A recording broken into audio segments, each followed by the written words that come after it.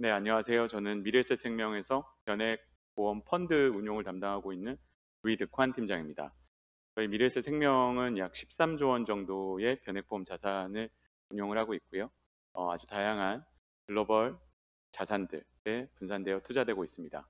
저는 오늘 이 자리에서 여러분들께 이런 상품에 대한 내용도 있긴 하지만 자산관리, 특히나 은퇴라는 것들을 본다라고 했을 때는 좀 더 긴 관점에서 어떤 식으로 자산 관리를 할 필요가 있는지에 대해서 좀 풀어드리도록 하겠습니다.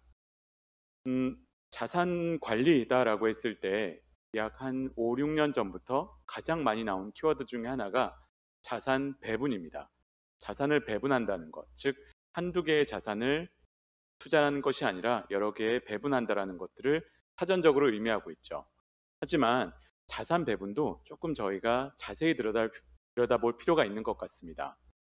이게 여러 개 그 글로벌 자산군들의 성과를 2008년부터 2016년까지 한번 순위로 매겨본 건데요. 우리가 과거를 보고 미래를 알 수 있다라고 한다면 얼마나 좋을까요? 그리고 항상 좋은 선택을 할 수 있다라고 한다면 굉장히 좋을 것 같습니다. 행복할 것 같은데요. 여기 그 주황색 박스로 쳐져 있는 이 위에 있는 자산들, 성과가 좋았던 자산들은 필연적으로 그 다음에 굉장히 많은 수준의 많은 금액의 자금들이 들어오게 되어 있습니다. 하지만 우리가 역사가 반복되기도 하지만 또 그 역사가 작년의 역사가 올해의 역사로 똑같이 나타나지 않는 게 또 역사가 얘기해주고 있는 것 같습니다. 우리는 항상 좋은 선택을 할 수 없다라는 것이 역사가 얘기해주고 있는 것이고요. 이런 것들이 우리가 자산 배분을 해야 되는 그런 첫 번째 이유로 나오는 것 같습니다. 2017년, 2016년을 본다라고 했을 때 2017년의 성과를 예측할 수 있는 투자자들은 그렇게 많지 않습니다. 뭐 어떤 투자자들 같은 경우는 작년에 빠졌던 걸 올해 산다라고 하기도 하지만 또 그런 특정한 패턴이 보이는 것도 아닙니다. 왜냐하면 자산시장이라고 하는 것은 실물 경제와 투자자들의 여러 가지 심리들이 복잡하게 얽혀 있는 거기에 거시적인 정책들까지 얽혀 있기 때문에 이런 좋은 과거의 지표들만을 가지고 즉 숫자만을 가지고 좋은 선택을 한다는 것은 항상 어려운 일입니다. 여러분들도 항상 그런 도전을 투자자로서 느끼고 계실 텐데요. 우리는 항상 좋은 선택을 할 수 없다라는 것으로부터 출발하는 것도 자산 배분에 있어서 굉장히 좋은 출발점이 될 수가 있습니다. 제가 자산 배분과 유사한 내용이긴 하지만 자주 쓰는 용어가 하나가 있습니다. 자산을 선택한다라는 건데요. 자산을 선택한다라고 한다는 건 내가 올라갈 걸 정확하게 예측을 해서 그 중에서 한 4, 5개 정도를 사겠다. 그리고 적절히 올라갔을 때 팔겠다라는 여러 가지 투자자들의 판단이 이 자산 배분과 좀 섞인 그런 용어다라고 저는 개인적으로 정의하고 있는데요. 자산 선택이 가진 함정이자 난제는 타이밍입니다. 왜냐하면 여기 왼쪽에 있는 회색 박스는 S&P 500 지수, 즉 미국 S&P 500 지수의 주가 흐름을 주황색 선이 보여주고 있고요. 회색 음영은 일반 투자자들, 개미, 뭐 우리나라를 치면 동학개미, 일반 투자자분들, 리테일 투자자들의 자금 흐름을 보여주는 것입니다. 즉 위로 올라와 있으면 자금이 많이 들어온 것이고요. 밑으로 내려가 있으면 자금이 많이 빠진 걸 의미하겠죠. 근데 제가 동그라미를 쳐놨는데요. 자산이 올라가는 고점 즈음에서 회색 이 음영이 스파이크를 많이 치게 됩니다. 그리고 조정이 끝나갈 즈음에 자산의 매도가 아주 극대화되는 현상을 볼 수가 있는데요. 이게 95년부터 2017년까지 관찰을 해도 아주 반복적으로 동일한 패턴으로 나타납니다. 즉 투자자들은 숫자에 반응을 합니다. 이제 올라가는 초반 부분이 아니라 충분히 올라서 지금 과거 수익률이 아주 매력적으로 보일 때 투자자들은 기꺼이 투자를 하고요. 그리고 조정이 거의 끝나갈 무렵쯤에 이 손실폭이 그 숫자상으로 찍히는 손실폭이 굉장히 크다라는 고통 때문에 손절 혹은 매도를 하게 됩니다. 근데 이런 매매들을 반복을 하게 되면 비싸게 사고 싸게 팔고 비싸게 사고 싸게 팔고 이것들을 반복하게 되죠.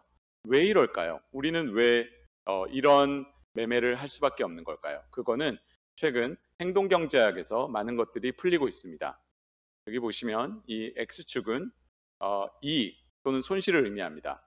즉, 오른쪽에 있으면 이익이고요. 왼쪽에 있으면 손실입니다. 그리고 Y축은 효용, 위에 있으면 기쁨이고 아래로 떨어지면 고통입니다. 그렇다라고 근데 만약 일반적인 투자들이라고 한다면 우리는 일직선의 효용 곡선을 가지고 있지 않습니다. 어떤 효용 곡선을 가지고 있냐면 이런 효용 곡선을 가지고 있습니다. 마치 빵을 한 개 먹었을 때의 기쁨보다 10개 먹었을 때의 기쁨이 10배가 아닌 것처럼 훨씬 더 줄어들겠죠. 이익도 올라갈수록 효용은 조금씩 줄어들게 됩니다. 그런데 정말 우리가 주목해야 될 건 왼쪽 3, 4분면에 있는 것. 즉, 손실이 커지면 커질수록 이 단위 손실당 고통은 이익의 증가에 의한 기쁨보다 훨씬 더 커진다는 것입니다. 즉, 우리는 과거의 기대 수익률이 높으면 높을수록 앞으로 수익이 그만큼 날 것이다라는 기대를 갖고 랠리가 어느 정도 진행된 후에 본인들의 자금을 기꺼이 넣는 것이고요. 그리고 조정이 어느 정도 많이 되고 나면 그 고통을 견디지 못하고 어느 정도 매도를 하게 되는 것이죠. 여러분들뿐만이 그런 게 아니고요. 저도 그렇고요. 여기에 있는 미국 투자자들도 마찬가지입니다. 100년 전의 투자자도 마찬가지고 아마 100년 후의 투자자도 마찬가지일 것입니다.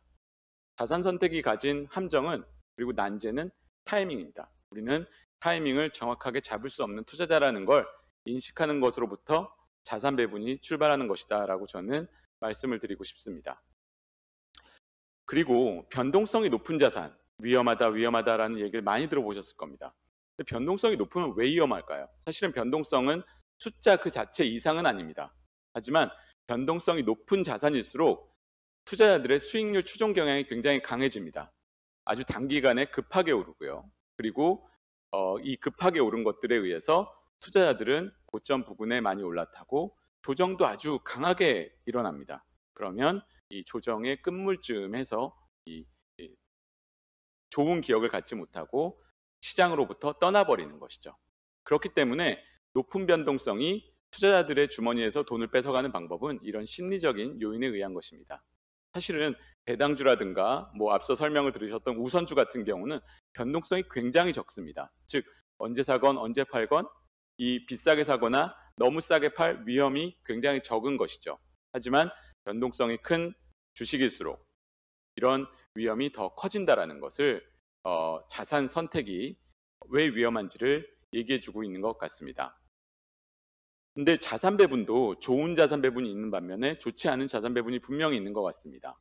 예를 들어서 앞서 보셨던 이 깍두기 차트입니다. 이 깍두기 차트를 전년도에 수익률이 좋았던 두 개를 50대 50으로 그 다음 연도에 투자한다면 어떤 성과가 나올까? 이것도 자산 배분이겠죠. 전년도에 좋았던 거를 50대 50으로 자산 배분해서 매년 포트폴리오를 바꿔주는 것.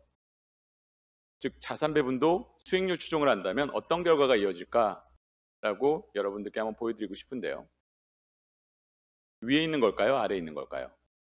제 얘기의 맥락은 여러분들도 이해하셨다시피 아래에 있는 것입니다. 전년도에 좋았던 거를 두 개씩 사서 50대 50으로 1년 투자하고 매년 바꿔주는 이런 매매를 10년 동안 하게 되면 그냥 일반적인 자산 배분, 브로드하게 펼쳐놨을 때에 비해서 오히려 장기간 누적될수록 수익률의 갭이 벌어지게 됩니다.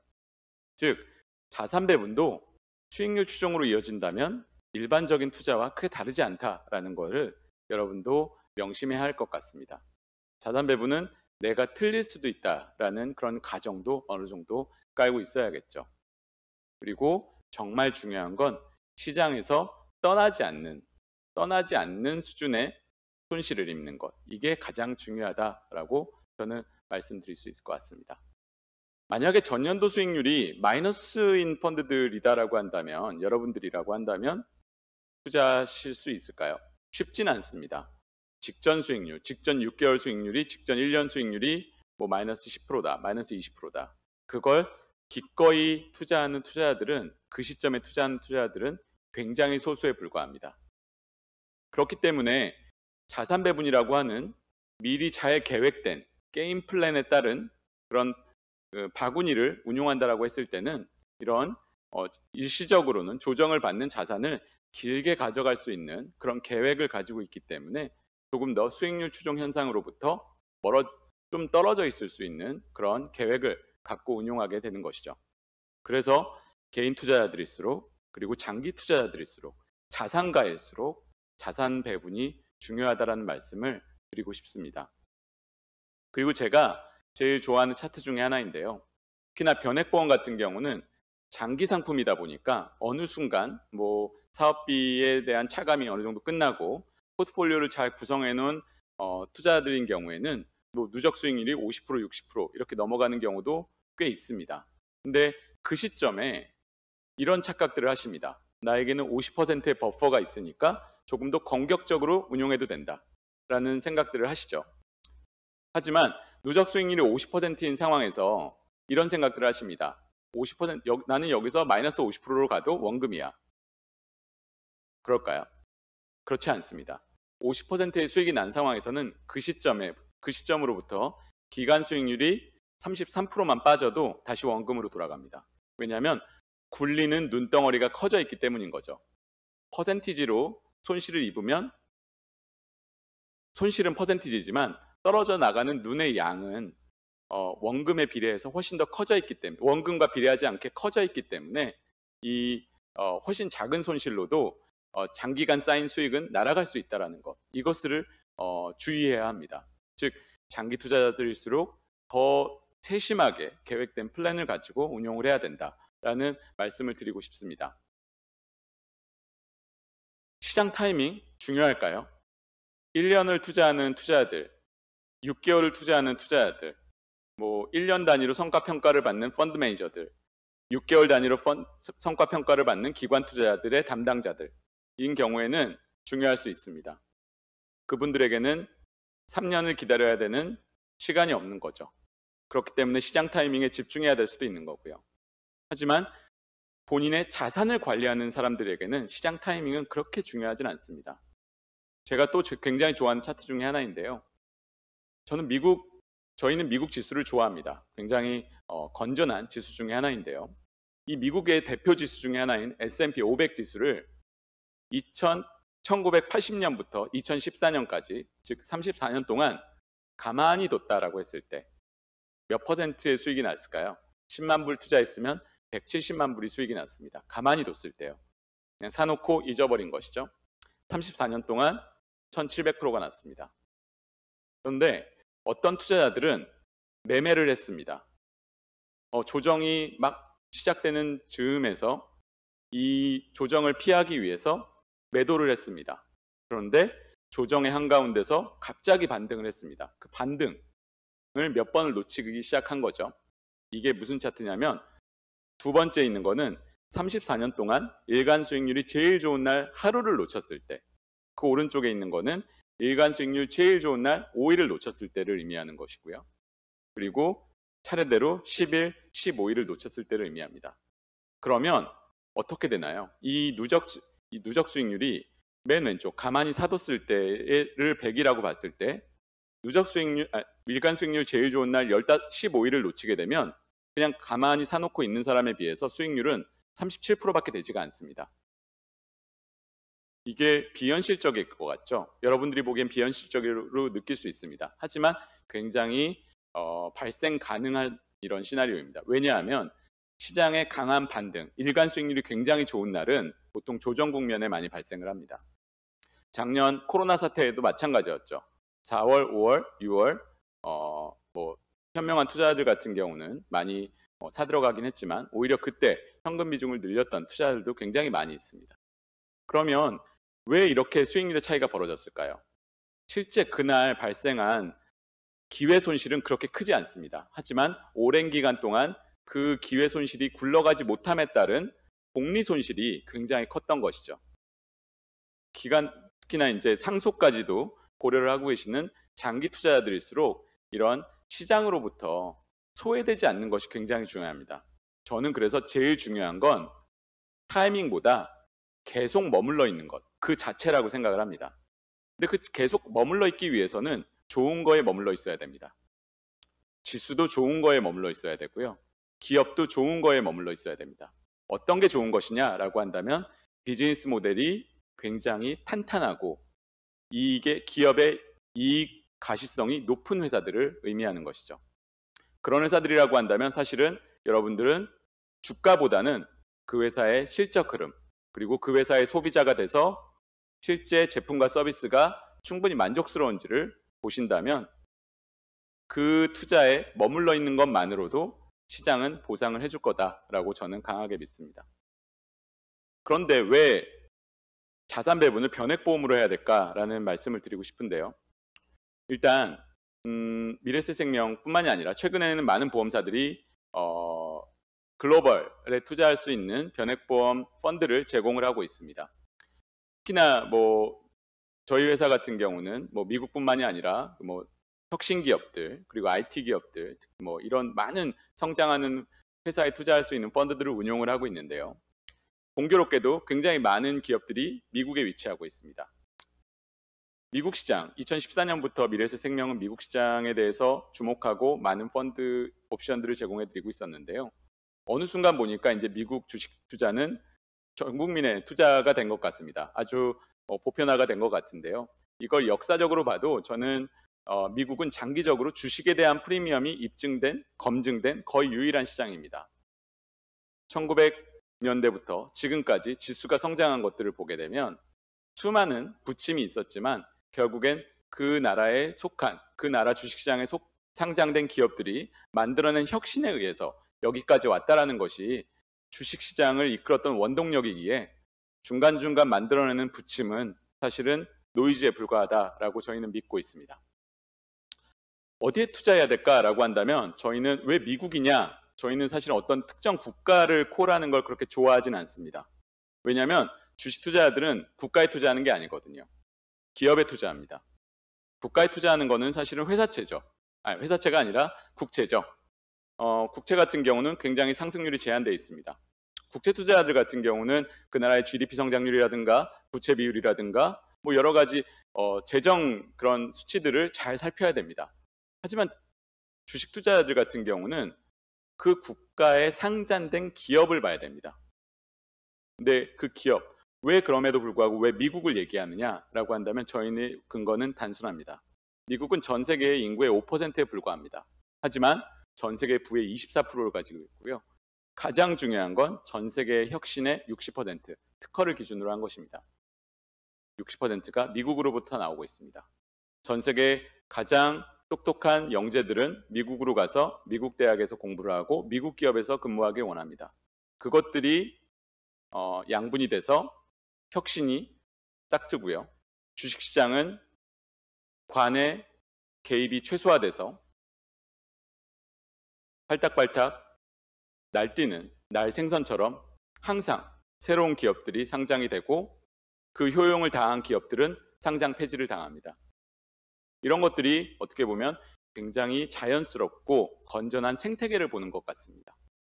그래서 저희는 어떤 국가로서의 미국이 아니라 혁신의 주요 창고로서 미국을 주목해야 된다라는 말씀을 계속 드리고 있습니다. 그런데 여러분들도 이제 미국 주식이 좋다라는 거는 다 아셨습니다. 이제 제가 예전에 운용을 하면서 많은 투자자분들께 2015년, 16년에 미국 주식에 대해서 말씀을 드리면 주식으로서의 미국 기업들은 익숙하지 않다는 말씀을 많이 주셨습니다. 소비자로서는 익숙하죠. 내가 존슨앤존슨의 화장품을 사고 유아 제품을 사는 건 익숙하지만 존슨앤존슨의 주식을 사는 거는 다들 꺼려 하셨습니다. 모르니까.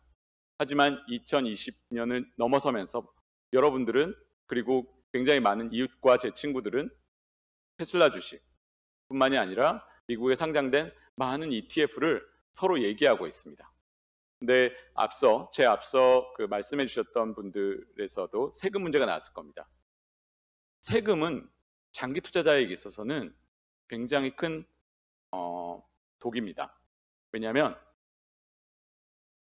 여기서 하루 이틀 못 번 날에 의해서 얘가 굴러가지 못함으로 인한 복리 손실이 크다라는 말씀을 드렸잖아요. 주식에서도 예를 들어서 매년 버는 것들을 22%씩 납세해야 된다라고 한다면 그 복리 손실은 점점점 커져가게 됩니다. 그래서 뭐 한국경제의 기사를 제가 하나 캡처했는데요. 테슬라로 100만 원 넘게 번 배우자는 부양가족 공제에서도 토해내야 되고요. 주식 자본 수익에 대해서도 5월 달이 되면 소득 신고를 하고 내야 됩니다. 아마 지금까지는 이런 생각을 못 해보셨기 때문에 이런 해외 주식을 직접 사거나 ETF로 하거나 이런 것들을 너무 많이 잘 하셨던 거죠. 하지만 이걸 조금 더 효율적으로 할 수 있는 방법이 변액보험입니다. 변액보험은 사실은 굉장히 복잡한 금융상품 중에 하나였습니다. 왜냐하면 왼쪽에 있는 이 테이블이 개인들의 재무 목표를 단기, 중기, 그리고 장기로 봤을 때 어떠한 요인들, 어떠한 기능들이 필요한지를 나타내는 교과서적인 내용입니다. 근데 변액보험의 기능을 보시게 되면 단기간의 개인 재무 목표를 달성하기 위한 주요 고려 요인인 유동성을 제공하기 위해서 변액보험은 중도인출이라는 기능을 제공하고 있고요. 즉 돈이 묶이는 게 아니고요. 충분히 내가 낸 납입보험료 대비 지금 투자를 해서 굴러가고 있는 것 내에서 어느 정도 상품에 따라서 정해진 한도 내에서 돈을 빼서 쓸 수가 있고요. 중기간 안정적이어야 되고 그리고 수익성도 있어야 되고 세금도 고려돼야 되는 것들에 대해서는 중도인출, 심지어 내가 매월 몇 %씩 나에게 자동으로 인출되게 하겠다라는 것들, 그리고 목돈이 생겼을 때 사업비 없이 추가로 납입을 해서 더 투자를 할 수 있는 부분이라든가 펀드를 적극적으로 마음껏 변경할 수 있는 것들, 여기에 더해서 가장 중요한 게 비과세라는 것입니다. 월납인 경우에는 한 달에 150만 원 미만으로 내는 계약들은 비과세입니다. 그리고 일시납인 경우에는 1억 원, 한 번에 내는 금액이 1억 원 미만인 경우에는 비과세입니다. 이거는 국가가 마지막으로 남겨놓은 어떻게 보면 비과세라는 몇 안 되는 그런 금융상품인 것이죠. 하지만 과거에는 변액보험이라는 그 금융상품이 너무 국내 주식이나 국내 채권에 함몰되어 있었습니다. 많은 보험사들이 대부분 국내 주식형, 국내 인덱스형, 국내 채권 혼합형 이런 상품들 위주로 공급을 하다 보니까 고객들께서 그 세금에 대한 효율성을 느낄 수가 없었던 거죠. 왜냐하면 일반 주식은, 국내 주식은 그냥 투자하면 과세가 되지 않지 않습니까? 그런데 과세가 되지 않는 거를 변액, 사업비를 내면서까지 비과세 혜택을 보러 들어간다? 좀 맞지 않았습니다. 하지만 최근처럼 다양한 해외 펀드에 투자할 수 있는 경우에는 이 변액보험이 가진 비과세의 장점이 극대화되게 됩니다. 제가 즐겨 쓰는 표현 중에 하나가요.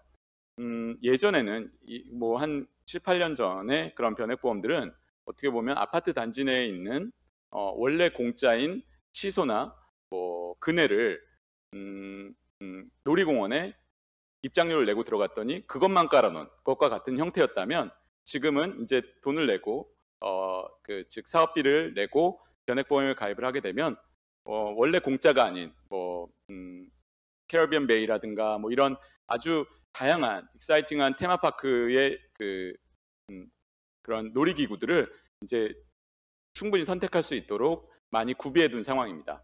그렇기 때문에 해외 주식이나 해외 채권이나 원래 과세가 돼야 되는 그런 투자 수단에 관심을 가졌던 분들은 이런 변액보험을 통해서 이 비과세의 효과를 누리는 게 굉장히 중요하고요. 마지막으로 랩업을 하자면 비과세 효과는 단순 비과세가 아니라 장기 투자자일수록 그 복리 효과를 더 누릴 수 있게 함으로써 장기간 누적됐을 때 그 결과를 크게 달리할 수 있다라는 점을 명심할 필요가 있습니다. 오늘 뭐 제가 준비한 내용은 여기까지고요. 여러분들의 자산 관리, 자산 배분이라는 내용 위주로 말씀을 드렸고요. 오늘 뭐 질문 있으시면 질문에 답하면서 조금 더 자세한 내용 말씀드리도록 하겠습니다. 네, 위티칸 팀장님의 알찬 강의 잘 들었습니다. 이어서 질문을 받도록 하겠습니다. 정말 많은 분들이 이 변액 보험에 대한 관심도가 높으신 것 같은데요. 이분은 2010년부터 변액 종신보험에 가입해서 유지 중이시라고 하네요. 변액 보험에 대한 부정적인 인식이 많지만 수익률이 괜찮아서 현재 유지 중인데 전체적으로 이 보험을 유지하는 게 좋을지 아니면 해지하고 갈아타는 것도 생각해 봐야 할지 고민이신 것 같습니다. 어떻게 보시나요? 저희가 가장 우려하는 게 이런 겁니다. 지금 10년 빈티지인 변액보험은 보물입니다. 여러분들께는 보물이라고 생각을 하시면 됩니다. 이미 사업비는 어느 정도 다 나갔고요. 비과세로 충분히 투자할 수 있는 통장을 여러분들이 가지고 계신 거죠. 여기서 펀드를 여러분들이 마음에 드는 걸로 갈아 끼실 수도 있고요. 혹은 보험사나 다른 운용사가 운용하는 자산배분 펀드에 들어가실 수도 있고요. 목돈이 생겼을 때 사업비 부과 거의 없이 해외 펀드에 투자하실 수가 있는 거죠. 절대 오래된 변액 펀드일수록 변액 보험일수록 이미 여러분들은 비용을 앞서서 다 지불을 하신 거라고 생각을 하시면 됩니다. 그렇기 때문에 수익이 어느 정도 됐어도 계약을 해지하기보다는 중도 인출이라든가 뭐 이런 방법을 통해서 유용한 자금을 쓰시고 자금 유용을 하시고 이 계약을 유지하면서 향후 발생하는 그런 여러분들의 수익을 투자를 할 수 있는 비과세 통장으로 해외 펀드 비과세 통장으로 남겨두시길 저희는 강권하는 편입니다. 네, 해지하기 전에 상담을 좀 받고 신중한 선택을 하는 것이 굉장히 또 중요해 보입니다. 다음 질문은 사실 요즘에 뭐 은행이라든지 증권사 홈페이지를 보면 직원 추천 혹은 AI 추천이 많이 나옵니다. 안정적인 수익률을 담보로 하는 인공지능 자산관리 로보 어드바이저 기사를 많이 봤는데요. 이 AI 자산관리 믿을만한가요? 라는 질문이었습니다. 네, 이 질문은 굉장히 조심스러운 질문이기도 합니다. 우리가 머신러닝을 얼마나 신뢰할 수 있느냐에 대한 문제인데요. 일단 학계에서 지금까지 밝혀진 건 황금률은 아직까지는 밝혀진 게 없습니다. 왜냐하면 빅데이터라고 했을 때 보통 한 100만 건 이상, 200만 건, 뭐 적어도 1000만 건 이 정도의 데이터를 가지고 어떤 학습을 하는 걸 빅데이터라고 표현을 합니다. 근데 금융시장은 생각보다 데이터가 적습니다. 1980년부터 지금까지 매일매일의 수익률을 가지고 학습을 한다고 해도 학습할 수 있는 데이터의 양은 100만 건이 되지가 않습니다. 채 50만 건이 되지가 않을 정도로. 왜 하루하루 1년이라고 했을 때는 250일이고요. 10년이면 2500이고요. 그리고 30년이면 만일이 되지가 않습니다. 그래서 생각보다는 머신러닝을, 즉 AI라는 녀석이 학습을 충분히 할 정도의 데이터가 제공되지 않고 있다는 것이 지금까지 굉장히 큰 허들 중에 하나입니다. 그럼에도 유용성은 있습니다. 여러분들이 예를 들어서 제가 말씀을 드렸던 자산 선택을 하려고 했을 때 전년도에 좋았던 한두 개를 하려고 하셨을 때 AI는 적어도 그런 선택은 하지 않기 때문에 거기에 기반해서 여러분들의 관점을 더해서 자산 배분을 한다면 충분히 의미가 있는 그런 서비스라고 생각을 하고요. 하지만 이 AI 자산 배분 또는 로보 어드바이저가 황금알을 낳는, 즉 고수익을 만들어낼 수 있는 어떠한 컴퓨터 로직이다라고 생각하시는 건 조금 오해일 수 있으니 그런 균형 잡히게 서비스를 활용하시길 권해드리고 싶습니다. 네, 답변 잘 들었습니다. 세 번째 질문은 사실 정말 많은 분들이 이걸로 고민을 하실 것 같아요. 변액보험에 가입 4년 차시라고 하시는데요. 채권형의 70%, 그리고 인덱스 주식형의 30%를 투자하고 있다고 합니다. 수익이 더 많은 쪽으로 바꿔야 할까요? 라는 질문이었는데요. 어떻게 보시나요? 일단 둘 다 아마 국내 채권과 국내 인덱스형일 겁니다. 국내 채권 같은 경우는 지금 금리 상승 위험에 놓여 있고요. 그리고 채권의 금리, 즉 쿠폰이 굉장히 낮습니다. 즉 금리 상승을 커버할 수준의, 즉 자본 손실을 커버할 정도의 이자가 나오지 않은 게 문제입니다. 그래서 올해 내년 정도까지는 채권형에서 수익을 만들어낸다는 것은 굉장히 어려운 일일 겁니다. 그렇다면 주식, 인덱스형 코스피 200일 겁니다. 코스피 200을 봐야 될 텐데요. 지금 정고점 수준에서 굉장히 변동성 구간에 들어있는데요. 이걸 제가 한 달 뒤에, 3개월 뒤는 잘 모르겠습니다. 하지만 지금 질문을 주신 분이 4년차 계약이라는 말씀을 주셨거든요. 근데 계약이라는 건 비과세의 혜택을 누리기 위해서는 계약은 10년 동안 유지가 돼야 됩니다. 즉 그렇기 때문에 여러분 지금 질문을 주신 분께서는 시점을 6개월이나 1년 뒤가 아니라 5년 뒤로 보시는 게 좋습니다. 5년 뒤라고 했을 때 채권이 만들어낼 수익률과 코스피 200, 즉 삼성전자, 하이닉스, 현대자동차, LG화학 같은 우리나라의 기업들이 얼만큼 성장할지를 놓고 비교하시는 게 필요하겠죠. 6개월 뒤는 주식은 조정받을 수도 있습니다. 채권은 금리 상승보다는 횡보하면서 약 0.5% 정도의 수익을 만들어낼 수도 있겠죠. 하지만 이렇게 짧게 보는 투자에 의한 자산 변경, 자산 선택은 항상 엇박자가 나는 경우가 많기 때문에 적어도 3년 정도의 타임프레임을 가지고 지금 가지고 계신 자산을 배분하시길 권해드리고 싶고요. 좀 요약해서 말씀드리자면 주식에 대한 비중을 높이는 게 항상 장기 투자자들에게는 보상을 해왔다라는 것이 저희가 믿고 있는 바입니다. 특히나 국내 인덱스 같은 경우도 예전에는 좀 어떻게 보면 사육사들에 의해서 야성을 잃은 주식시장 같았습니다. 뭐 상폐되는 기업도 없고요. 새롭게 성장하는 기업도 많이 들어오지 않는 그런 인덱스였죠. 근데 지금 보게 되면 뭐 카카오라든가 네이버라든가 새로운 뉴 이코노미의 기업들도 속속 코스피 200으로 편입이 되고 있습니다. 즉 1980년대 인덱스와 2020년의 코스피 인덱스는 전혀 다른 인덱스입니다. 그렇기 때문에 그런 것들을 믿고 국내 주식을 선호하신다라고 했을 때는 좀 더 높이실 필요가 있고요. 국내 주식에 좀 나는 막히지 않겠다라고 하시면 그 계약 내에서 미국이라든가 선진국의 혁신 기업들에 투자할 수 있는 펀드를 찾으셔서 그쪽으로 좀 배분을 하시는 것도 장기 투자자로서 굉장히 현명한 선택이 되실 것 같습니다. 네, 많은 분들의 궁금증이 풀리셨을 것 같습니다. 좋은 강의해 주신 위드칸 팀장님 다시 한번 감사드립니다. 감사합니다. 네, 그리고 오늘 열정적인 강의를 해주신 세 분 모두 진심으로 감사드립니다. 그리고 긴 시간 동안 저희와 함께 해주시고 지금 실시간 채팅으로 적극적으로 참여해 주신 여러분 고맙습니다.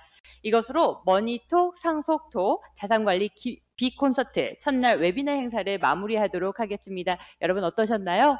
네, 내일 이 시간에는 상속을 주제로 여러분과 다시 한번 만나 뵙겠습니다. 여러분 고맙습니다.